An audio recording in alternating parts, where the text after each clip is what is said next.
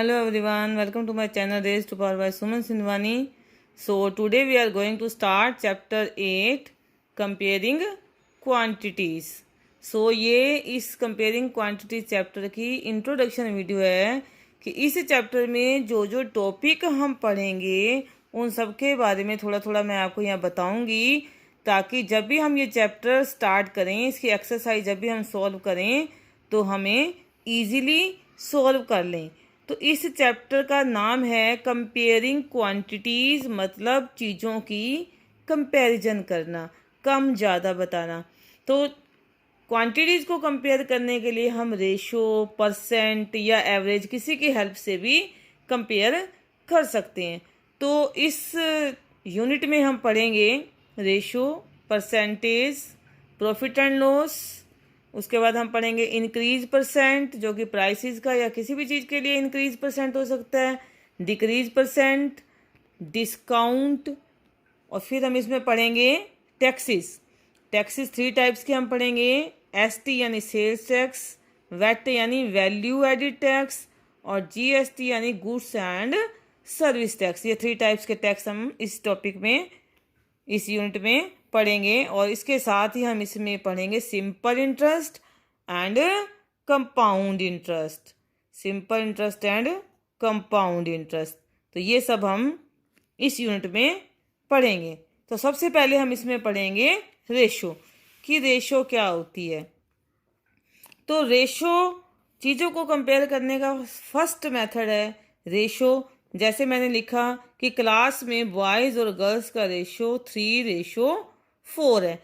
तो अगर मैंने पहले बॉयज़ बोला और बाद में मैंने गर्ल्स बोला, तो इट मीन्स क्लास में देखते ही पता चल रहा है कि बॉयज़ कम हैं और गर्ल्स ज़्यादा हैं।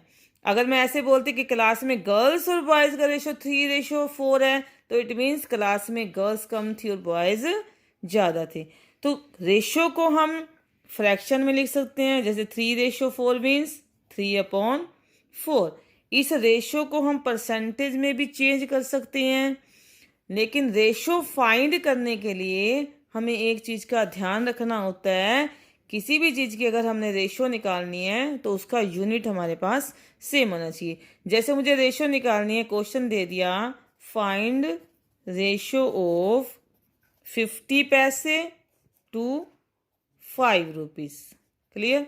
अब यहाँ पे 2 चीज़ों की मुझे रेशो फाइंड करनी, ये पैसे हैं और ये रुपीज़ हैं। तो क्या करना पड़ेगा, रुपीज़ के पैसे बना लेंगे हम। वी नो कि 1 rupees equal to 100 paise, then 5 rupees will be equal to 5 into 100, 500 पैसे। तो अब हमारे पास क्या बन गया, 50 पैसे थे और उसकी रेशो हमें किससे निकालनी थी, 5 रुपीज़, जिसके हमने बना दिए 500 पैसे। तो 50 पैसे की 500 पैसे से रेशो निकालनी है। तो यूनिट हमारा अब हम सेम हो गया, तो यूनिट लिखने की जरूरत नहीं है, इसको हम सीधा लिख सकते हैं 50:500। और इसको फ्रैक्शन में लिख सकते हैं 50/500, लोएस्ट फॉर्म में ला सकते हैं, 0 से 0 cancel, 5 1s are 5 and 5 10s are 50, that is equal to 1:10। It means 50 paise की 5 रुपीज़ के साथ क्या रेशो है, 1:10। देखने से ही दिख रहा है रेशो से कि जो फर्स्ट पार्ट है वो बहुत कम है और दूसरा पार्ट उससे 10 टाइम्स ज़्यादा है। रेशो में हमारे पास 2 टाइप के सम्स हो सकते हैं। एक तो कन्वर्ट इनटू परसेंट, कि कोई रेशो दी हुई है हमारे पास, मान लो 1:4 दे दिया, इसको परसेंट में कन्वर्ट करना है, पूरी रेशो को परसेंट में कन्वर्ट करना है। और दूसरा convert each part into percent, कि हमें रेशो 2 भी दी जा सकती है, 3 भी दी जा, जैसे 2:3 को भी कर सकते हैं, या 2:3:5। मान लो 3 आइटम्स की रेशो है और उसके हर एक पार्ट को हमने परसेंट में कन्वर्ट करना है, तो इस टाइप के क्वेश्चन भी हो सकते हैं। तो पहले हम देखते हैं कन्वर्ट इनटू परसेंट मीन्स पूरी रेशो को आपने परसेंट में कन्वर्ट करना है। तो रेशो को हम फ्रैक्शन लिख सकते हैं, 1:4 मीन्स 1/4, और परसेंट में कन्वर्ट करने के लिए क्या हो जाएगा, मल्टीप्लाइड बाय 100। तो ये कैंसिल होकर हमारे पास क्या आ जाएगा, 25%। तो इस तरह से हमने इस पूरी रेशो को फ्रैक्शन में, पूरी रेशो को परसेंट में कन्वर्ट कर दिया। अब नेक्स्ट पार्ट में हमारे पास ये क्वेश्चन हो सकता है कि convert each part into percent, हर एक पार्ट को 2:3:5। तो जब ईच पार्ट को हमने कन्वर्ट करना होता है तो हम सबसे पहले क्या फाइंड कर लेते हैं, सम ऑफ रेशो। जो भी रेशो हमें दी हुई है उसका हमने सम फाइंड कर लिया। इस क्वेश्चन में ये 10 आ गया। सो फर्स्ट पार्ट जो है उसकी परसेंट क्या बनेगी, फर्स्ट पार्ट इन परसेंट क्या बनेगा, फर्स्ट पार्ट हमारे पास था 2 और इसका सम था 10। नीचे सम लगा लेंगे कि 2+3:5 जिनका सम 10 बनता है उसमें से फर्स्ट पार्ट कितना है 2/10 और परसेंट बनाने के लिए मल्टीप्लाई बाय 100 और ये कैंसिल होके आ गया हमारे पास 20%। इसी तरह से सेकंड पार्ट परसेंट में कितना बनेगा वो फाइंड करेंगे। सेकंड पार्ट के लिए ये सेकंड पार्ट हमारे पास 3 था, टोटल 10 था, हमेशा टोटल नीचे लिखेंगे और मल्टीप्लाइड बाय 100 कर देंगे और ये आ गया हमारे पास 30%। इसी तरह से हम थर्ड पार्ट को लिख लेंगे परसेंट में। थर्ड पार्ट हमारे पास 5 है, 5/10 टोटल आ गया और ये कैंसिल होकर हमारे पास बन गया 50%। जब हम ईच पार्ट को परसेंट में कन्वर्ट करते हैं तो वापसी अगर हम इनको टोटल करें तो ये 100% बन जाता है। देखो 20 + 30 + 50 100%। तो इस तरह से हम रेशियो को परसेंट में कन्वर्ट कर सकते हैं। उसके बाद नेक्स्ट टॉपिक है हमारा प्रॉफिट एंड लॉस और ये टॉपिक हम पहले भी पिछली क्लास में पढ़ चुके हैं। तो प्रॉफिट एंड लॉस जो दोनों डिपेंड करते हैं किस पे, कॉस्ट प्राइस पे। तो इसमें हमने पढ़ा था प्रॉफिट लॉस निकालने के हमारे पास कॉस्ट प्राइस होता है और सेलिंग प्राइस। जिस प्राइस पे चीज़ खरीदते हैं कॉस्ट प्राइस, जिस पे हम बेचते हैं वो सेलिंग प्राइस। और अगर कॉस्ट प्राइस कम होता है सेलिंग प्राइस से, मीन्स अगर सेलिंग प्राइस ज़्यादा है तो क्या होता है, प्रॉफिट होता है। जब हम कोई चीज़ कम पैसों की खरीदते हैं और ज़्यादा की बेच देते हैं तो क्या होता है, प्रॉफिट। और जो प्रॉफिट परसेंट हम कैसे निकालते हैं, अगर प्रॉफिट परसेंट निकालना हो तो हम लिखते हैं P/CP मल्टीप्लाई बाय 100, क्योंकि परसेंट बनाने के लिए हम हमेशा 100 से मल्टीप्लाई करते हैं और जो प्रॉफिट जो होता है हमेशा हमें CP पे ही होता है। इसी तरह से अगर हमारा SP छोटा हो और CP बड़ा हो, अगर हमारा CP ग्रेटर हो SP से तो क्या होगा, CP ज़्यादा है मीन्स ज़्यादा की हमने चीज़ खरीदी और कम पैसों की बेच दी तो क्या हुआ, हमें लॉस हुआ। और लॉस परसेंट निकालने का फॉर्मूला क्या आएगा, लॉस अपॉन में CP इंटू में 100। तो परसेंट जब भी बनानी है मल्टीप्लाई बाय 100 करते हैं। तो प्रॉफिट परसेंट के लिए P/CP लगाया हमने और लॉस परसेंट के लिए लॉस अपॉन CP लगाया। मीन्स प्रॉफिट और लॉस जो दोनों होते हैं वो किस पे डिपेंड करती हैं, कॉस्ट प्राइस पर। नेक्स्ट टॉपिक है हमारा इंक्रीज परसेंट। किसी चीज़ में अगर कोई इंक्रीज हो जाता है तो उसको परसेंट में कैसे फाइंड करते हैं। मान लो किसी चीज़ की कॉस्ट 100 रुपीज़ थी पहले और अब उसकी कॉस्ट कितनी हो गई है, 125 रुपीज़ हो गई है। पहले उसकी कॉस्ट 100 रुपीज़ थी, अब उस चीज़ की कॉस्ट बढ़ के 125 रुपीज़ हो गई है। तो कितने रुपीज़ इंक्रीज हो गए, 25 रुपीज़ आपको दिख रहे हैं इसमें इंक्रीज हो गए। 100 की आती थी अब 125 की हो गई तो 25 रुपीज़ इंक्रीज हो गए। और हमें इंक्रीज परसेंट निकालना है, इंक्रीज परसेंट निकालना है। तो इंक्रीज परसेंट के लिए हमारे पास फॉर्मूला है इंक्रीज, जो इंक्रीज हुआ अपॉन में ओरिजिनल। ओरिजिनल वैल्यू लिखते हैं हम हमेशा यहाँ पे। ओरिजिनल वैल्यू वो होती है जो पहले होती है, पहले 100 थे उस पर बढ़ गए 125 हो गए तो 100 पे 25 इंक्रीज हुए हैं। तो ओरिजिनल वैल्यू क्या है हमारी, जो पहले थी वो 100 है और परसेंट बनाने के लिए मल्टीप्लाई बाय 100। तो कितना इंक्रीज हुआ हमारा 25। ओरिजिनल वैल्यू कितनी थी 100 और परसेंट का 100 मल्टीप्लाई में 100 से 100 कैंसिल हो गया, क्या हो गया 25%। मान लो जैसे जू में लोग विजिट करने जाते हैं, ठीक है, फ्राइडे सैटरडे संडे को कुछ लोग गए मान लो, लेकिन संडे को आपको पता है जो जू में लोग घूमने के लिए जाते हैं वो ज़्यादा जाते हैं। तो अगर मान लो नॉर्मल डेज में 100 पीपल रोज जाते थे और संडे को कितने गए 125, तो 25 इंक्रीज हो गए ना, और परसेंट में कितने हो गए 25%। ऐसे इसका उल्टा मान ले हम, नेक्स्ट टॉपिक ले लें डिक्रीज परसेंट। कि किसी चीज़ की वैल्यू में जब कमी आती है तो उसको परसेंट में हम कैसे फाइंड करते हैं। चाहे आप इसको कॉस्ट मान लो, चाहे आप ऐसे सोच लो कि संडे को 125 पीपल गए थे, ठीक है, संडे को जू में 125 पीपल गए, लेकिन मंडे को वर्किंग डे होता है तो कम पीपल गए। कितने गए? 100। तो कितने कम हो गए? 125 गए थे संडे को, लेकिन मंडे को कितने गए? 100। तो कम हो गए ना। यहाँ कितने कम हुए? 25। पहले वहाँ पे 25 बढ़ गए थे, यहाँ पे 25 कम हो गए, ठीक है। और ये 25 कितने पे कम हुए? ओरिजिनल। अब ओरिजिनल क्या है? ये 125। जो वैल्यू पहले होती है वो ओरिजिनल वैल्यू है। 125 पहले थे, कम होकर 100 हो गए, तो कितने कम हो गए? 25। तो डिक्रीज परसेंट निकालने के लिए क्या फॉर्मूला लगाएंगे हम? डिक्रीज परसेंट के लिए डिक्रीज कि कितने डिक्रीज हुए अपॉन में ओरिजिनल वैल्यू। ओरिजिनल वैल्यू आपको पता है 125 थी और मल्टीप्लाइड बाय 100, तो डिक्रीज आपके कितने हुए? 25। अब ओरिजिनल वैल्यू आपकी 125 है, मल्टीप्लाइड बाय 100। 25 से कैंसिल हो रहा है, 25 1 जार, 25 5 जार, 5 1 जार और 5 20 जार। तो 20% पीपल डिक्रीज हो गए। देखो यहाँ पे 25% इंक्रीज हुए थे, वही जू जा रहे थे, लेकिन 100 के ऊपर बढ़े थे 125। तो जो 25% इंक्रीज हुए थे किस पे हुए थे? 100 पर। अब देखो यहाँ पर जो 25 डिक्रीज हुए हैं वो किस पे डिक्रीज हुए हैं? 125 पे। तो पहले जो वैल्यू होती है वो ओरिजिनल वैल्यू होती है, हमेशा वहाँ नीचे रखते हैं। तो आपने देखा प्रॉफिट परसेंट में हमने लिखा profit upon CP multiply by 100। Loss percent में हमने लिखा loss upon CP multiply by 100। Decrease percent में हमने लिखा डिक्रीज अपॉन ओरिजिनल वैल्यू।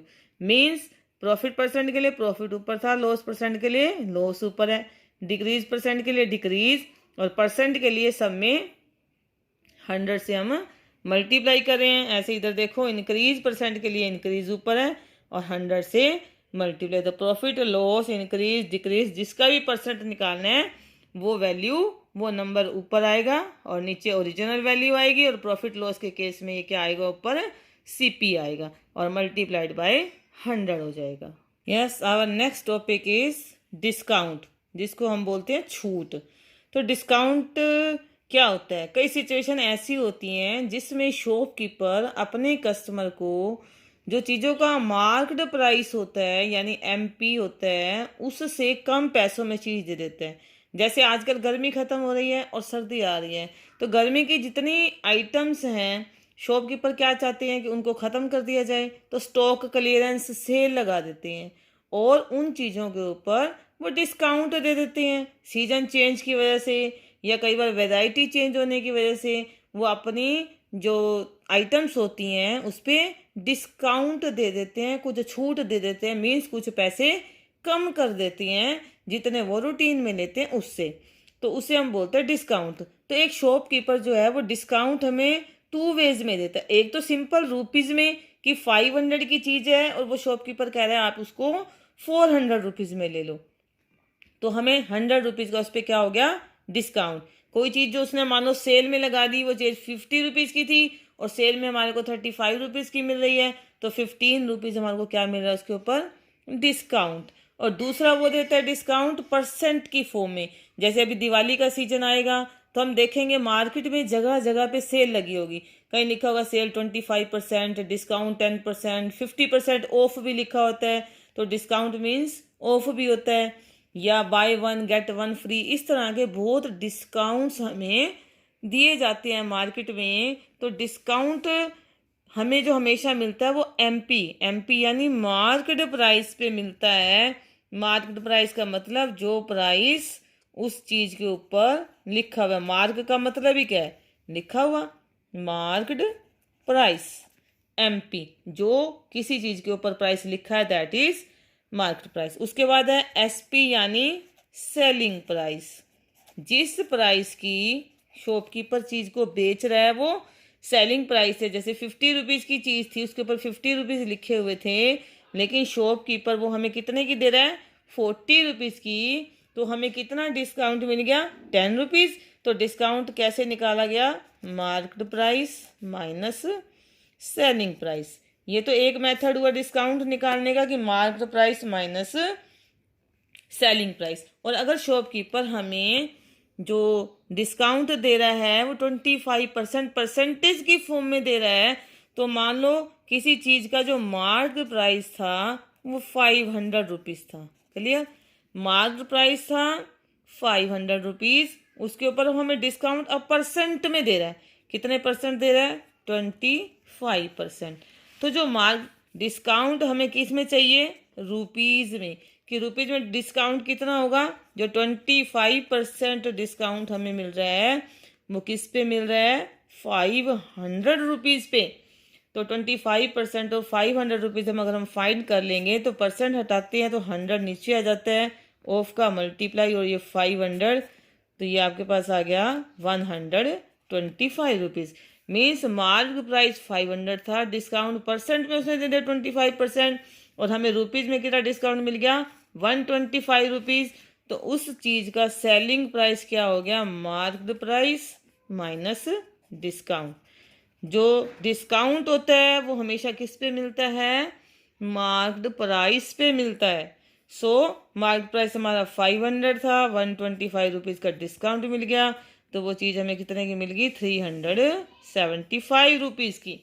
और इसी तरह से अगर हमें ये बताया हो कि 100 रुपीज़ की चीज़ थी या 200 की चीज़ थी, उसके ऊपर 50 रुपीज़ का 200 की कोई चीज़ थी, मीन्स उसका मार्क्ड प्राइस किसी चीज़ का 200 था, उस पर हमें डिस्काउंट मिल गया 50 रुपीज़ का। तो डिस्काउंट अगर परसेंट में निकालना हो तो कैसे निकालेंगे, डिस्काउंट परसेंट, तो डिस्काउंट अपॉन में मार्क्ड प्राइस, क्योंकि जो डिस्काउंट होता है हमेशा मार्क प्राइस पे फाइंड किया जाता है और मल्टीप्लाइड बाय 100। सो डिस्काउंट हमारा था 50 रुपीज़ का, मार्क प्राइस था हमारा 200 रुपीज़, मल्टीप्लाइड बाय 100, तो 25% का हमें यहाँ पे डिस्काउंट मिल गया। तो इस तरह से हम डिस्काउंट को रुपीज़ में निकाल सकते हैं, रुपीज़ में दिया हो तो डिस्काउंट परसेंट निकाल सकते हैं। जैसे पिछले सम्स में देखा हमने इंक्रीज परसेंट निकालना था तो इंक्रीज ऊपर आया था, डिक्रीज परसेंट में डिक्रीज था। इसी तरह से डिस्काउंट परसेंट में डिस्काउंट ऊपर है और अपॉन में क्या है, MP marked price. Now next topic is taxes. 2 types के टैक्स हैं इसमें, ST यानी सेल्स टैक्स और VAT यानी वैल्यू एडिड टैक्स। जो सेल्स टैक्स है वो बाद में चीज़ों के ऊपर ऐड किया जाता है। मान लो आप एक टीवी खरीदने गए, अगर 10,000 रुपीज़ उस टीवी की कॉस्ट थी, 10,000 रुपीज़ टीवी की कॉस्ट थी, और शॉपकीपर ने कहा कि इसके ऊपर 10% सेल्स टैक्स भी लगेगा, तो 10,000 जो टीवी कॉस्ट थी वो 10,000 तो हमने देने ही देने हैं, और प्लस में हमने क्या देने हैं, 10% सेल्स टैक्स भी देना है। तो वो 10% सेल टैक्स किस पे देना है, इस कॉस्ट पे, जो इसका मार्केट प्राइस है उस पे 10% हमने सेल्स टैक्स भी देना है। तो सेल टैक्स अगर हम फाइंड करेंगे तो क्या हो जाएगा, वो 10% ऑफ 10,000। 10% ऑफ 10,000 को सोल्व करने हैं तो 10% हटाते हैं तो 100 हमेशा नीचे आ जाता है, ऑफ का मल्टीप्लाई, 20 से 20 कैंसिल, और ये हमारे पास आ गए 1,000 रुपीज़। तो 10,000 रुपीज़ उस टीवी की कॉस्ट थी और जिसके ऊपर 1,000 रुपीज़ का टैक्स लग गया, तो जो टोटल मनी हमें पे करनी पड़ेगी वो क्या हो जाएगी, 11,000। टोटल मनी टू पे हो जाएगी, 10,000 उसकी कॉस्ट थी, 1,000 रुपीज़ उस पर सेल्स टैक्स ऐड हो गया, और उसकी टोटल मनी जो हमें देनी पड़ेगी वो क्या होगी, 11,000 होगी। आप कहीं भी शॉपिंग मॉल में जाते हैं, कहीं पे भी आप जाते हैं, जितना आप सामान खरीदते हैं उसके ऊपर टैक्स लगता है, वो टैक्स बाद में ऐड होता है, तो उसको हम कहते हैं सेल्स टैक्स। कहीं पे ये सर्विस टैक्स के नाम से भी ऐड होता है। तो डिफरेंट डिफरेंट इसके नेम होते हैं, लेकिन जो टैक्स बाद में ऐड होता है सेल्स टैक्स ऊपर से ऐड होता है। उसके बाद दूसरा है वैट। वैट पहले आता था, वैट अब चेंज हो गया, तो ये पहले था वैल्यू एडिड टैक्स, वैट। जो टैक्स हमारी कॉस्ट में पहले से ही ऐड है, यानी कई चीज़ें ऐसे जैसे हम मेडिसिन वगैरह लाते हैं या और चीज़ें लाते हैं तो उसके अंदर पहले से ही टैक्स ऐड होता है, तो उस टैक्स को हम बोलते हैं वैट, यानी कि वैल्यू एडिड टैक्स। साथ ही थर्ड टाइप का टैक्स भी है जीएसटी, यानी गुड्स एंड सर्विस टैक्स। तो अलग अलग चीज़ों पे और अलग अलग सर्विसेज पे जो डिफरेंट टाइप के टैक्स लगाए जाते हैं उनको गुड्स एंड सर्विस टैक्स कहते हैं। जैसे अगर आप कोई इंश्योरेंस वगैरह करवाते हो तो उस पर आपको जीएसटी लगता है। आप किसी शॉपिंग मॉल वगैरह में जाते हो वहाँ पे भी आपको जीएसटी लगता है।